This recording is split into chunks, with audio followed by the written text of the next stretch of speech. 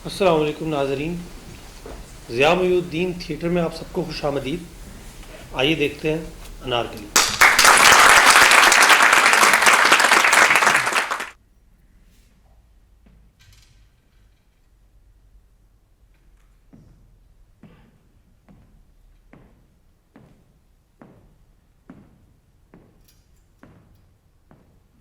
जो बोले सो निहाल। सत श्री अकाल। 17 दिसंबर 1928 को शाम 4:30 पर पुराने अनारकली के थाने में एक जूनियर पुलिस अफसर के कत्ल की एफआईआर 2 नामालूम अफराद के खिलाफ दर्ज हुई। पुलिस अफसर बेशक ओहदे में छोटा था, लेकिन उसकी चमड़ी गोरी थी। पहले एक गोली दूर से मारी गई,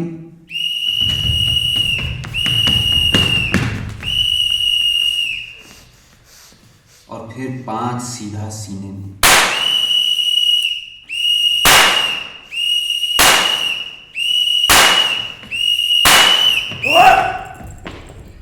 हम किसी हिंदुस्तानी को नहीं मारना चाहते। चल जाए यहां से। चल तेरी ओए नासे, ओए नासे, ओए नासे से चलो नासे। करीब वाक़े जीसी कॉलेज के लॉन्डो में हलचल मचाने के लिए ये दिन की सबसे बड़ी खबर थी। कहने वालों ने कहा कि पुलिस वालों को मारा भी लॉन्डो ने ही है। अगर वो लौंडे जीसी कॉलेज से होते तो ये खबर साल की सबसे बड़ी खबर होती। खैर, अभी खबर पक्की नहीं थी, लेकिन इतना मालूम था कि लौंडे जीसी कॉलेज से नहीं है। कुछ ने कहा कि इनकलाबी है, लेकिन समझ में ये नहीं आ रहा था कि इनकलाबी एक मामूली पुलिस वाले को क्यों मारेंगे। 17 दिसंबर की रात शायद जीसी हॉस्टल की सबसे लंबी रात थी। हर एक कमरे पर पहरा, जैसे अचानक कोई भी दरवाजा तोड़कर अंदर दाखिल हो जाएगा। अंग्रेज सरकार शक की बिना पर जगह जगह छापे जो मार रही थी। उस रात हॉस्टल में हर एक जासूस तो हर दूसरा सियासी तज्जियाकार बना हुआ था। अगरचे अंग्रेज के मरने पर मुसलमान और हिंदू दोनों खुश थे, लेकिन कुछ के मुताबिक ये आखिरकार एक कत्ल था जो एक संगीन जुर्म है। मेरी किताबें फिर से गायब हो गई हैं।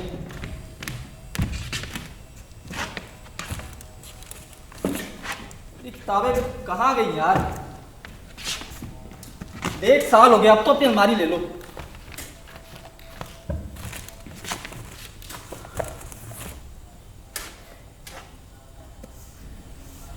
साइंस की किताब पे नजर पड़ती है तो सारा मूड खराब हो जाता है। साइंस भाईजान, सरदार जी, मैंने भी क्या कहा? सरदार जी, उससे पहले तुम्हारा मूड खराब हो जाता हाँ, क्यों होता है? है। तुम्हारा मूड है, मुझे क्या पता।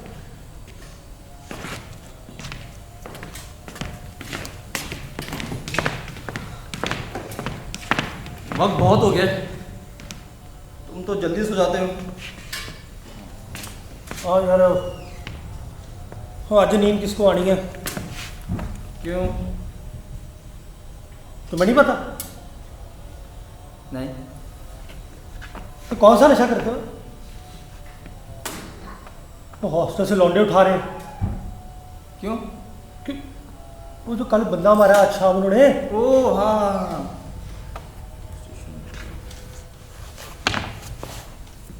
तुम्हें किसने बताया? काणे ने। वो माली? वो माली नहीं है सर, तो क्या है? जासूस। तुम्हें कैसे पता? वो उसकी शक्ल से लगता है। वो कौन सा ऐसा माली होता है जिसकी एक आंख काणी होती है?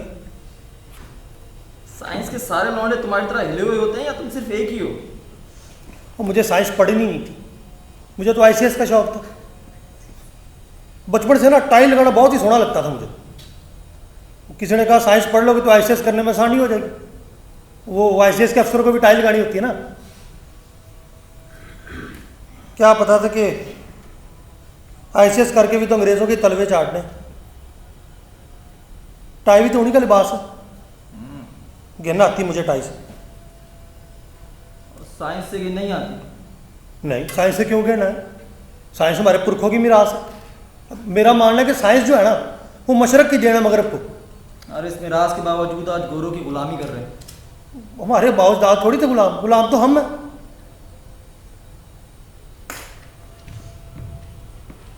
तुम्हें नहीं लगता कि गुलामी सोच का नाम है? मतलब असीर होते हुए भी लोगों ने आज़ादी की नज़में लिखी हैं।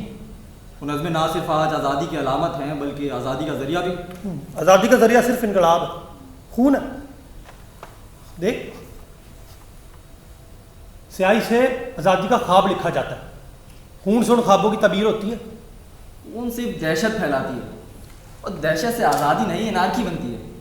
पर वो दहशत अगर दुश्मन के दिल में उतर जाए तो आज़ादी की पहली किरण बन जाती है। मसला ये है कि दहशत दोस्त और दुश्मन नहीं देखता। आज भी तो ठुल्ले को मारने वाले ने दहशत दुश्मन के दिल में उतारनी थी, लेकिन उसने सिर्फ गोली उतारी और दहशत हमारे दिलों में उतर गई।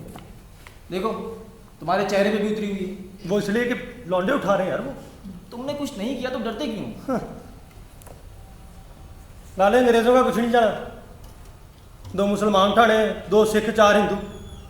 अंग्रेज अपना बंदा मरने नहीं देते इतनी आसानी से। हमें से किसी को भी अदालत में पेश करके फाइल लगा देना उन्होंने। ऊपर से तुम और मैं हाँ, तो कुत्ते ही ना। अंग्रेज भिखारी से ही पटती मारी, वो तो ठुल्ला था फिर भी।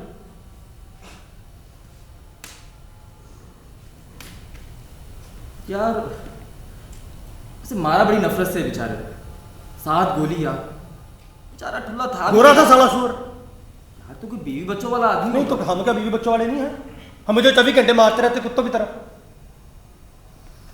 तो गोरे की FIR भी दर्ज, लौंडे भी उठा रहे। तो तुम में होते ना FIR तक ना दर्ज होती।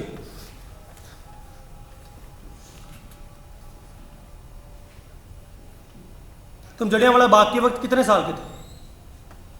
6-7 साल का हूँ। कुछ याद है क्या हुआ था? हाँ बस सुना है। बाग से निकलने का ना सिर्फ कोई रास्ता था।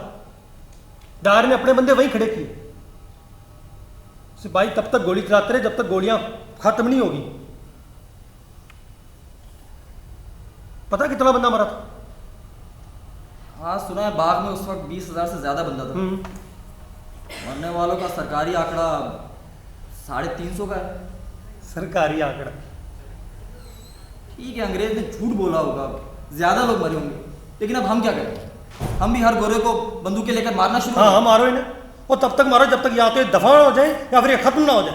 यार मारना हल नहीं है, मारने से सिर्फ दोनों अतराफ का इंतशार ज्यादा होगा। और इंतशार नहीं, इनकलाब। देख, इनकलाब से आज़ादी आती है, तारीख भरी पड़ी है। फ्रांस, रूस। तुम ठुल्ले की मौत में हर बार की तरह रूस को ले आओगे तो मैं क्या बोलूँ? तो तुम भी तो हर बारी 24 घंटे अपने गांधी जी की नॉन वायलेंस पॉलिसी का टंटा बजाते रहते हो। मैं कांग्रेस छोड़ चुका हूँ। है जी? क्यों जी? है सियासत की तेल लड़े है? मैंने मुस्लिम लीग में शमूलियत इख्तियार कर ली है। अच्छा, मुस्लिम लीग में? फिर ठीक। और भाई, और जिन्ना गांधी का कोई रोना है, कोई फर्क नहीं। अंग्रेजों ने अपनी सियासत की माला बना के जॉर्ज के गले में टांग दी। हमारी सियासत का या तो कोई नाड़ा बनाएंगे या तस्मा। बात सियासत की नहीं है, बात एक फर्द की है। एक इंसान की आवाज़ को सियासत के जरिए दुनिया में आम करने की है। कि कभी भी कोई फर्द सारे अफराद का खुदा नहीं हो सकता।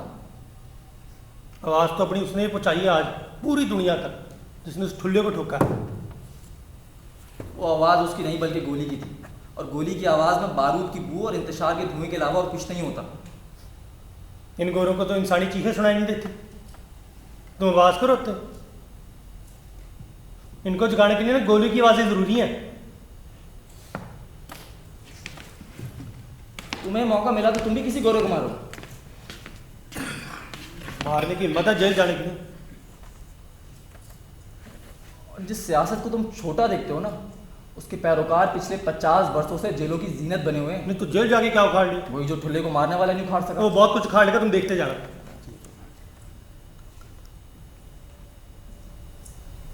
वो कौन? क्या? तुम्हें कैसे पता वो बहुत कुछ उखाड़ लेगा? तुम उसे जानते हो? उसे किसे? ठुल्ले कातिल को। नहीं। तो तुम्हें कैसे पता वो बहुत कुछ उखाड़ लेगा? जो दिन दिहाड़े ठुल्ला ठोक सकता है वो कुछ भी कर सकता होगा ना। अगर वो वाकई कुछ कर सकता ना तो किसी बासर शख्स को मारता। उसने एक जूनियर पुलिस वाले को मारा है, आसान निशाना था। गलत निशाना भी तो हो सकता है। मतलब ठुल्ला मरकजी थाने से गुजरा था, वहाँ पे वो भी तो बैठता है ना, वो SP, वो अपना क्या नाम है उसका, स्कॉट। नाम तो सुना होगा तुमने। तुम उस जुर्म का हिस्सा हो या कोई सस्ते जासूस हो? अंग्रेज को मारना जुर्म नहीं है। किसी भी इंसान को बेवजह मारना जुर्म है। तो इंसान होते हुए दूसरे इंसानों पर जबरदस्ती हुकूमत करना जुर्म नहीं? इंसान होते हुए दूसरे इंसानों को गुलाम समझना पड़ के गुलाम बनाना जुर्म नहीं? तो इसका हल इंसानों की जान लेना नहीं है, बल्कि इंसानों में उस फिक्र की तरबीज है कि उनकी आवाज़ उनका हथियार है। जुल्म, जबर, ताकत इंसान की हिम्मत और हौसले के आगे सब बेबस है।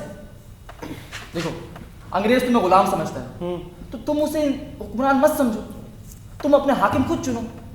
अगले साल इलेक्शन है, तुम वोट दो। सियासी जमहूरिया बड़ का हिस्सा केड़े सियासी जमहूरियत का है जिसके पेशवा गोरे?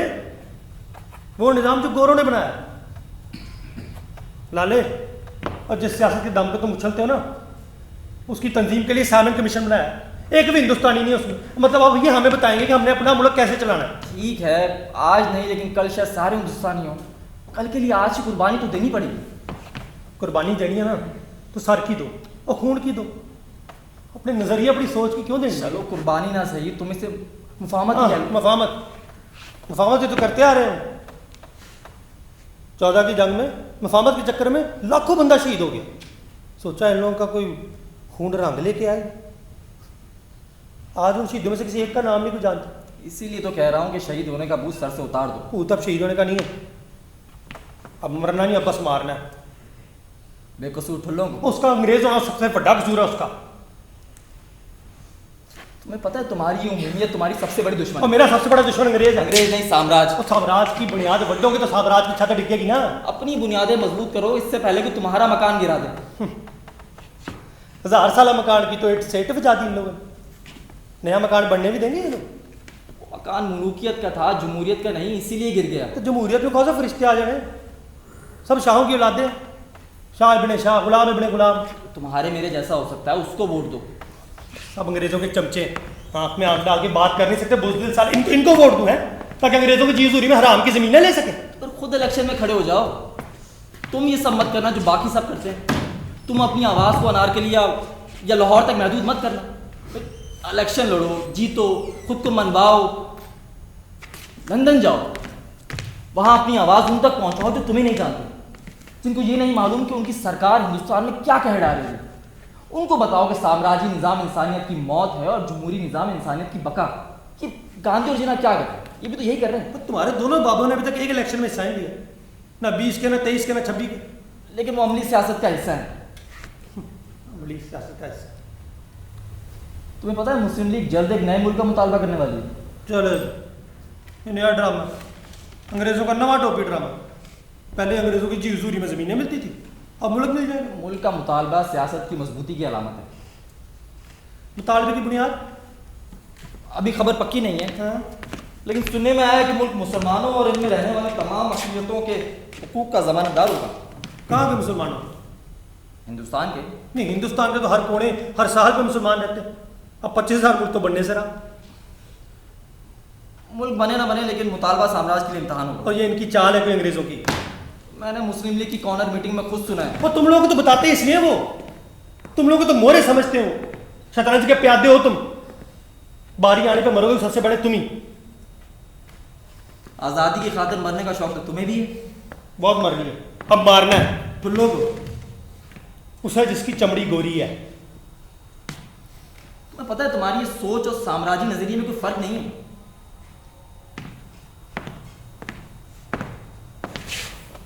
लोहे को लोहा काटता है वीरे, याद रखी। नहीं, लोहे को आग पिघलाती है। तो अपने अंदर आग तो है। तो उस आग को संभाल कर रखो, तुम्हारे काम आएगी। उस आग की हिद्दत में खुद भस्म मत हो जाना। कम से कम तुम्हारी तरह ठंडा तो नहीं है ना मैं अंदर से। देखो, तुम मेरी सोच शायद कभी ना समझ पाओ। मैं अमली सियासत का हिस्सा हूँ। मैं तुम्हारी इज्जत करता हूँ लेकिन तुम नहीं करते। मुझे इज्जत की नहीं, मुझे मदद की जरूरत है। मदद भी करेंगे। तुम इलेक्शन में खड़े हो, हम तुम्हारी कैंपेन चलाएंगे। ये सब बातें कहने में अच्छी लगती हैं, और किसी की जान लेना करने में। अब मुझे किसी ने एक वोट नहीं देना। तुम अपना वोट किसी को दे दो। इनमें से कोई मेरे वोट का हकदार नहीं है।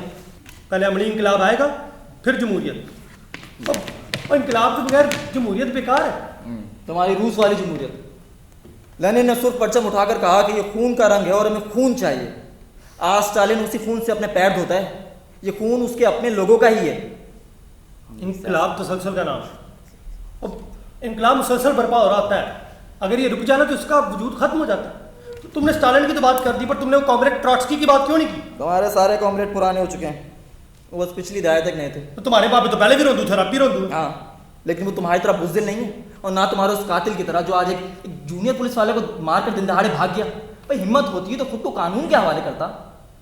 वो बुजदल नहीं, मफरूर कातिल है, फरार बुज़दिली की इंतहा है। उसका जिगराम सबसे बहुत बड़ा है। तुम भी बुज़दिल हो और तुम्हारा वो कातिल भी। मैं आखिरी बात कह रहा हूँ, मुझे बुजदल उसे कातिल कहना बंद कर। अच्छा, नहीं तो क्या करो? तुम मुझे भी मारो, तुम्हें तो बस यही करना आता है ना? तुम मुझे बुजदल कहते हो, आगे से तवक्को करते हो मैं कुछ भी ना करूँ, चुप रहो। बुज़दिल हो इसीलिए तुम्हें बात चुभती है, और तुम्हें ये भी मालूम है तुम्हारा वो कातिल वो तुमसे बड़ा बुज़दिल और है। कम से कम तुम्हारे बापों की तरह अंग्रेजों के टट्टू तो नहीं है ना। हाँ, क्योंकि तुम कुछ भी नहीं हो, तुम बुज़दिल हो और तुम्हारा वो कातिल भी। दोबारा बोल रहा नहीं नहीं, एक बार फिर अगर तुमने ना भगत भैया को बुजदल कहना, यही गाड़ दूंगा मैं। ये बंदूक कहाँ से आई? इससे अंदर रखो, मैं सिर्फ बात कर रहा था। हमने अपने खून से अपना अहद लिख दिया, तुम हमें बुजदल कहते हो? और तंजीम का एक एक नौजवान कोई मौका गवाए बगैर अपनी जान निछावर कर सकता है धरती पे, तुम हमें बुजदल कहते हो? और भगत भैया ने ना ठुल्ले को मारने नहीं था, मारना तो स्कॉट को था जो लाला लाजपत राय के कत्ल के जिम्मेदार है। ये ठुल्ला पता नहीं कहां से आ गया बीच में। अच्छा, ये तुम ये और हाँ ओए सुनो, भगत भैया भागे नहीं है, वो बहुत जल्द खुद को पुलिस के वाले कर देंगे ताकि वो पूरी दुनिया को बता सके कि उन्होंने एक आदमी की जान किन हालात और किन वाकयात की बिना पर ली है। सारी तंजीम ने भगत भैया के इस फैसले की मुखालफत की, पर वो डटे रहे, वो हिला नहीं अपनी जगह से।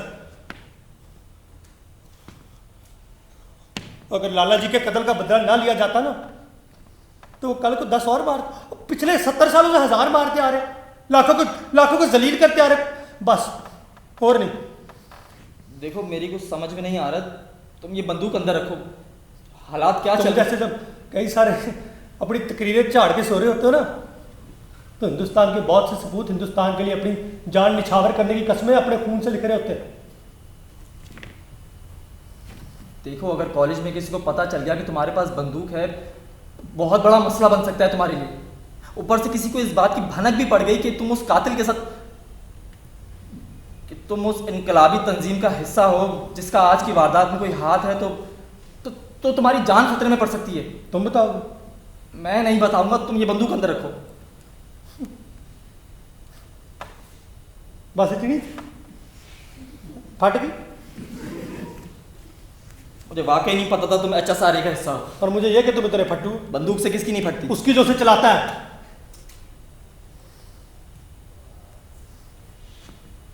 तुमने ये बात मुझे क्यों बताई? 1.5 साल से तुम्हें जानता हूं वीरे, इतना पता है कि तुम मेरे जैसे ही हो, बस थोड़े बुजदिल हो, पर मंजिल तुम्हारी एक ही है ना। देख वीरे, हम भी आवाम की हुकूमत चाहते हैं जहां फर्द माशरे का जुज़ और अफराद अपने आप में कुल। हम भी जमहूरियत ही चाहते हैं, पर सियासत से नहीं। अगर ये मैं बात किसी को बता दूं तो? तुम नहीं बताएगा। साम्राज्य से तुम्हारी मेरी और हमारी नफरत साझी है, लेकिन हमारे रास्ते जुदा हैं। आज़ादी पहाड़ी की चोटी है, और रास्ता जो भी हो पहुंच रहा तो चोटी पे ही है ना।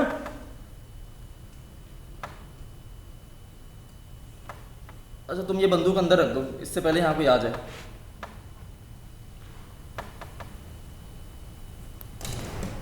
हॉस्टल से लौंडे उठाने वाली खबर सच्ची है? मैं कैसे पता?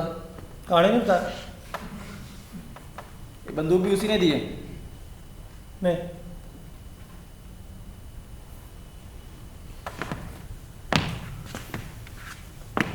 अच्छा, तो मेरे अलावा बात किसी को ना बताना, और सुबह होते ही 1 महीने की छुट्टी लेकर घर चले जाओ। ओ घर नहीं जा सकता हो। अगर पुलिस को पिनक भी पड़ गई कि मेरा तंजीम के साथ कोई तल्लक है, तो वो सीधा घर ही आएंगे। घर पे बेबे कली होती है ना सब। हमारे अबू वलायत से अभी तक नहीं वापस आए।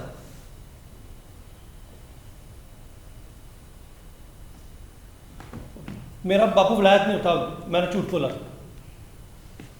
फिर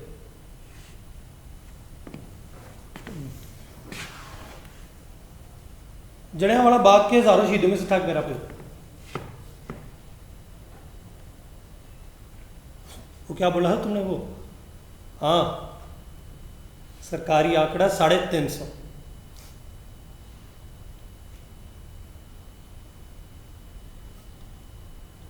पुरअमन एहतजाज कर रहे थे वो लोग यार। डायर के बंदे तैनात करने के बाद भी किसी के वहमो गुमान में नहीं आया कि ये खुलेआम औरतों और बच्चों पे गोली चला दें। बड़ा मानस लोगों को लगता था कि अंग्रेज सरकार इतनी नहीं गिर सकती, चेतावनी तो देगी।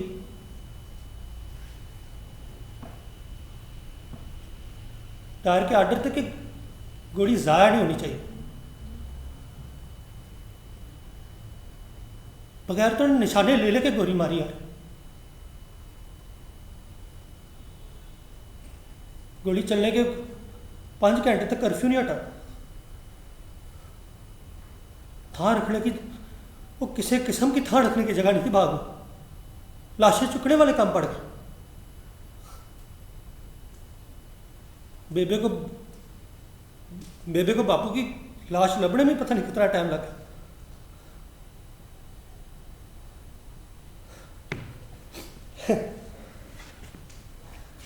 जब बड़े अरसे बाद गवर्नर फ्रांसिस और डायर से पूछा ना किसी ने कि आपने मार्शल लॉ क्यों लगाया, तो पता उसने क्या कहा?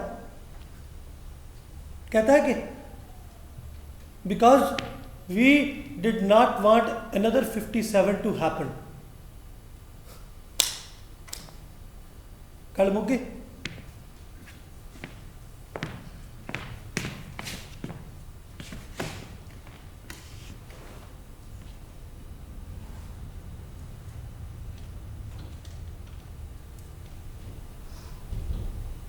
तुमने झूठ क्यों बोला? बस ऐसे ही यार, वो लोग ही सवाल पे सवाल करते थे।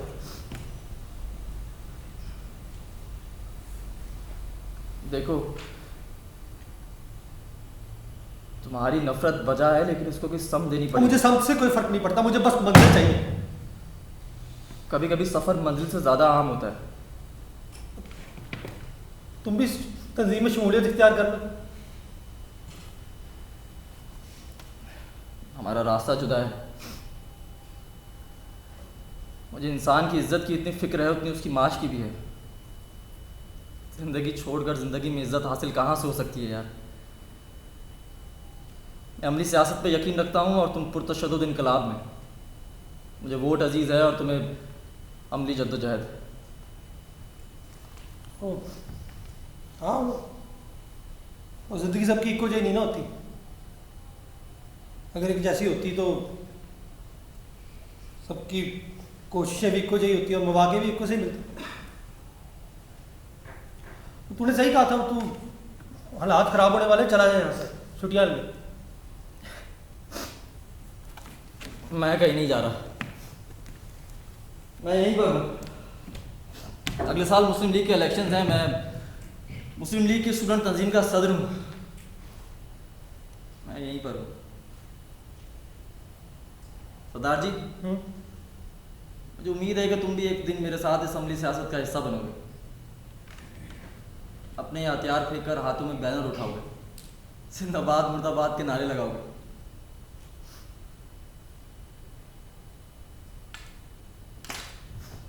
तो काश मैं ऐसा कर सकता। तो तुम ऐसा करना चाहते हो? और मेरे चाहने न चाहने से क्या होगा वीरे, जिंदगी ने मौका ही नहीं दिया। तू तो खुशकिस्मत है। किस्मत तो इंसान के अपने हाथों में ही होती है। चलो किस्मत ना सही, लेकिन फैसले तो इंसान के अपने हाथों में ही होते हैं। कुछ फैसले इतने आसान नहीं होते। तो आज़ादी भी इतनी आसानी से कहाँ मिलती है? तो हम तो कुछ भी करने को तैयार है आज़ादी के लिए। आज़ादी मिल ही नहीं दे रही। मिल जाएगी, अभी तुम्हारी उम्र ही क्या है। गुलामी वक्त से पहले बहुत कुछ दिखा देती वीरे। तुम्हें पता है भगत सिंह की क्या उम्र है? 20 साल। तुम भी तो 20 के हो। 19 का। चलो अभी आगे पूरी जिंदगी पड़ी है। गुलामी की जिंदगी से मौत बेहतर है। खुदा करे तुम 200 साल आज़ादी के जियो बस। 200 साल में मेरे बच्चे कितने हो जाए? आज़ाद हो गए, जितने चाहे कर लेना। बुढ़ी मार जाए मेरी। सरदार जी अब इसमें मैं कुछ नहीं कर सकता। सही कहते हो, आज़ादी का ख्वाब भी कितना सुहाना है ना। मुझे तो आज़ादी की जद्दोजहद भी उतनी सुहानी लगती है। तो गीत तो हमारे एक ही है ना, आज़ादी के। ख्वाब तो हमारा साझा है। ख्वाब देखने के लिए सोना ज़रूरी है। चलो सो जाओ ताकि ख्वाब भी एक जैसे देख सकें।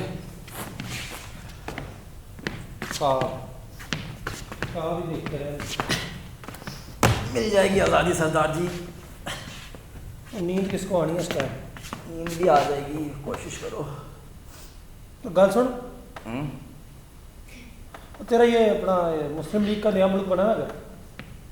तो चल पहला वोट मैं डालूंगा। क्या मैं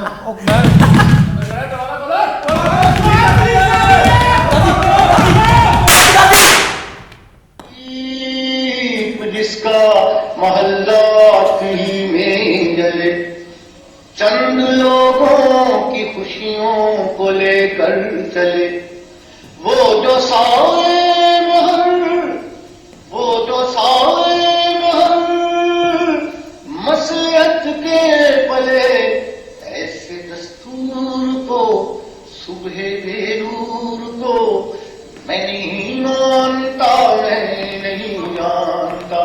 तुमने लूटा है सदियों सदियों हमारा सुकून, अब न हम पर चलेगा तुम्हारा कुसून।